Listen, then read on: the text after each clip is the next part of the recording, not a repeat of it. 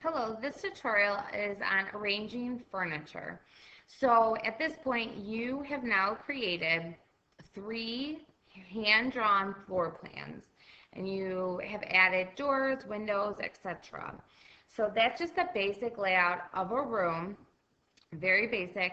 Now is the really important part, applying, adding your furniture to make sure that your room has good design. So I'm going to go through with you some guidelines that you are going to apply to adding furniture to these rooms. And you're actually going to be adding furniture template pieces to the 3 floor plans that you've already done in part 2 of that activity, which I'll explain later. So the first guideline is you need to assess your scaled floor plan. So you want to look just for good design by use of elements and principles. So you want to make sure that you're looking for shape, rhythm, harmony, things like that. All the things that you learned in Module 1. So some things you want to consider. What are the natural focal points? So do you have a fireplace? Do you have a big window? Is there a view? That's something you want to consider. If it has the golden mean, and what the golden mean means is if you draw a line down the middle of the room, is it equal on both sides? Just to make sure that the space is evenly distributed, all right? Is there pleasing room shapes? You don't want to have open, long, narrow spaces where it's just, wasted space in your room. You want to make sure that everything's equally placed to have good flow, traffic, etc. Is there a pleasing balance in each room? Look at the wall spaces, the windows, the door placement, if there's a room adjoining, etc. Those are all things that help with balance and distribution of the space in the room. If you have some open spaces, will furniture help compensate for that empty space? Or if you have an undesirable feature in the room that can't be moved because it just helps with the layout of the house, can you compensate with furniture? Things like that. And then you also want to make sure that you plan on where the electrical outlets are, because you don't want to put your couch right by where the only electrical outlet is for the whole house. So you want to keep all those things into consideration. So that's the first thing. You're assessing all these things of the floor plan. Next, before you start putting the furniture in, does the room have purpose? What is the purpose of the room? Do you want it to watch TV? Do you want it to relax? Do you want it to read? What do you want it to do? So you have to ask yourself that question. What is the overall purpose? Is it for entertaining? You need to decide that before you start putting furniture in a room. And then obviously, how much furniture do you want to put in it? Will it accommodate the purpose or the function that you're hoping it will with the furniture you choose? Will there be the TV in the room? Things like that. And you can see there are a couple different, I have 2 different examples. This one has a TV. So this is more of an entertaining like space. There is a couch. There's 2 chairs for more seating for entertainment. And then the TV is the focal point. It doesn't always have to be artwork. The focal point here is TV. So the main purpose of this room in this first picture here is entertaining, relaxing, watching TV, etc. All right. And then in this room, there's still a TV, but it's not the main focal point of the room. The focal point here is the fireplace. Again, another multi-purpose room, entertaining, watching TV, etc. All right, the next thing you're going to do is assess the traffic patterns and standard clearance. So first off, traffic patterns is it's not like you're going to take your car and drive it through the house. A traffic pattern in a home is when you enter a doorway, what is the most common pattern that people will walk, all right?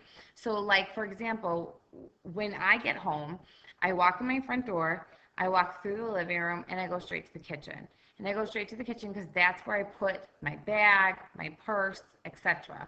Now, think to yourself, when you walk in your home, where do you directly go? Do you go upstairs to your room?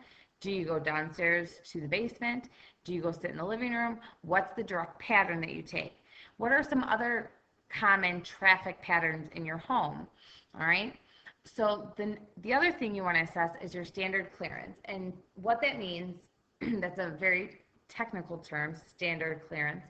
Standard clearance is the space within a doorway, a walkway, a hall, etc. Clearance around furniture, just so a person has enough space to move from location to location in that most commonly used traffic pattern.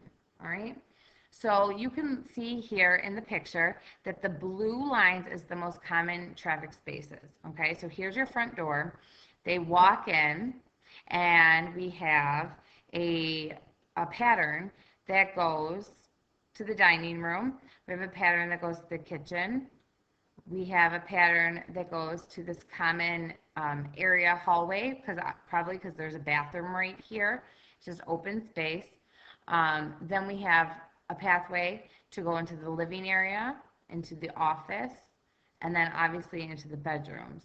You don't often see like just a direct shot, just straight or anything like that. It's usually curved, and there's always more than one traffic pattern. Okay, so to do this, what someone would actually do by hand is they have their hand-drawn floor plan, and then they'll take tracing paper over the scaled floor plan, and with a wide highlighter, they'll mark all traffic lanes in the home, just like pretty much what you see here.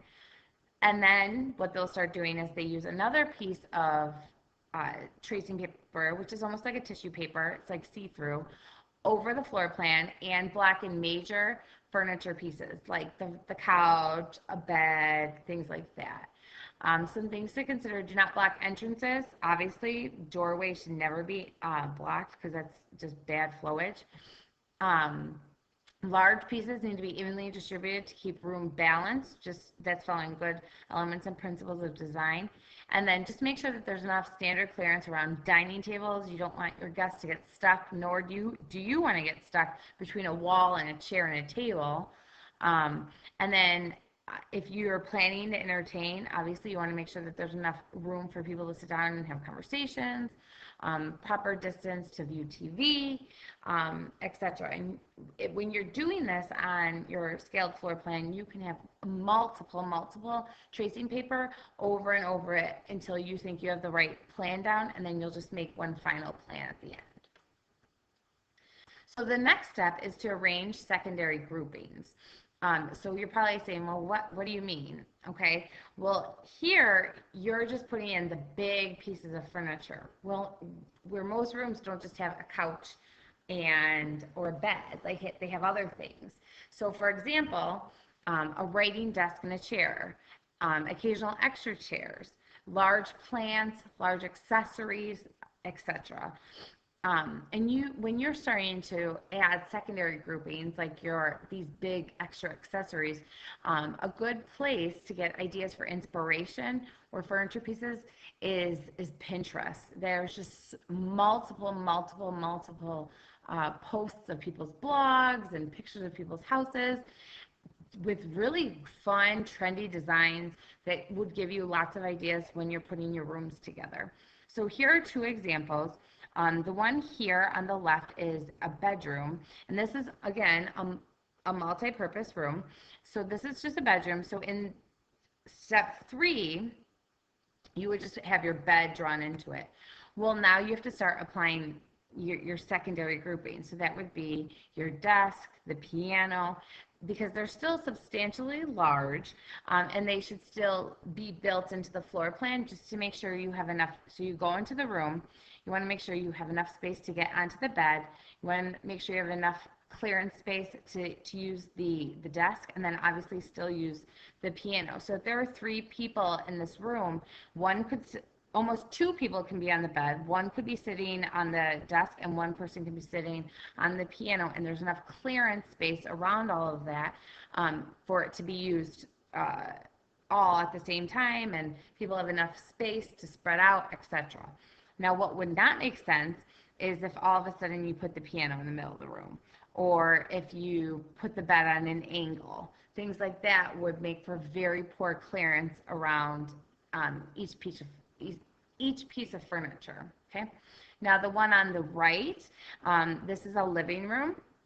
And the secondary groupings here would be like the coffee tables, the plant, um, these are chairs here. Those are all still big pieces. They're just not as big as like the couches and things like that. Okay. Step 5 in your furniture arrangement process is the final checklist. So you're just going to go through, once you've placed all your pieces of furniture, reassess the principles and elements of design, just to make sure, look at it from your bird's eye view, which is just the overhead looking if you took off the roof, and then just make sure that there's good flow, etc. Make sure there's clearance between all furniture to make sure that people can move around. Make sure that the furniture that you're putting in the room is scaled correctly and it's not too big for the room. Ask yourself, after you've looked at those things, have you created a negative, do you have negative and positive spaces? Both of them should kind of balance out. If you have too much positive space, meaning space that is used, it's not a functional room. If you have too much negative space, then you're wasting the space. So you want to make sure it's 50-50. You want to make sure the room is balanced, and you kind of are doing that with your negative and positive space. You just want to make sure you're always following the golden mean by drawing the line down the center and make sure it's equal on both sides. And then do you have a variety of shapes? So just make sure you have lots of textures, shapes, etc. And then is there pleasing distribution of furniture heights in the room? You don't want everything at the same height. You want to create some illusion and rhythm to the eye. And last but not least, don't put all the furniture on the wall. That's one of the things that a lot of people do, is they just automatically go into the living room and they put the furniture against the walls. And it's the easiest type of design, but avoid the ring around the room syndrome, which means don't put all the furniture around the perimeter of the room. Don't be afraid to place furniture on a diagonal. It might make a more pleasing arrangement for your space. It looks pretty. Play with it. That's why when you're drawing out a floor plan and you have furniture pieces, you can easily distribute them and play with where you want things to go before you actually start moving these big, huge pieces of furniture. It just makes more sense to do it that way, because then you are ending up with a final product or space that you're happy with, rather than being unhappy with your room and redesigning it over and over and over and over. So here's an example of a room where the couch, the sofa, it's on a diagonal, and there's great clearance. You walk in, you can get into everything. There's chairs. The little rug here is dividing up the space, etc. Okay. And then your last step is your final presentation. All right. So you want to make sure your final floor plan with furniture is clean. You can use Sharpie marker. Make sure it's labeled, etc. And then all final floor plans with are either they're just practice, or if you're using them in a presentation, you're going to mount them on black cardstock. If you want to get creative and mount them on other colored cardstock, that is fine. But the most professional mounting is done on black cardstock. And then you can paste that onto a foam board for any final presentations. All right? Have fun with your next assignment. If you have any questions, let your teacher know. Thank you.